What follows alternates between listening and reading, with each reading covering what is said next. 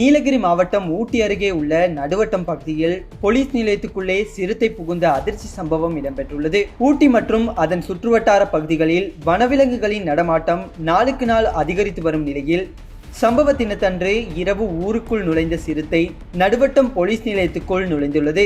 இந்த சம்பவம் போலீஸ் நிலையத்தில் உள்ள சிசிடிவி கேமராவில் பதிவாகியுள்ளது. அதில் சிறுத்தையானது போலீஸ் நிலையத்துக்குள்ளே ஒவ்வொரு அறைக்குள்ளும் புகுந்து உணவு தேடுவதையும் பின்னர் எதுவும் கிடைக்காததால் ஏமாற்றத்துடன் வெளியே செல்வதையும் அவதானிக்க முடிகிறது. இந்த சம்பவம் அந்த பகுதியில் பெரும் பரபரப்பை ஏற்படுத்தியுள்ள நிலையில் தற்போது இந்த காட்சிகள் இணையத்தில் வேகமாக பரவி வைரலாகி வருகின்றன. இந்த சம்பவம் குறித்து நடுவட்டம் பகுதியை பொதுமக்கள் கூறுகையில், சமீப காலமாக எங்கள் பகுதியில் சிறுத்தை, கரடி உள்ளிட்ட வனவிலங்குகள் அதிகம் நடமாடுகின்றன. இதனால் மக்களிடையே அச்சம் நிலவுகிறது.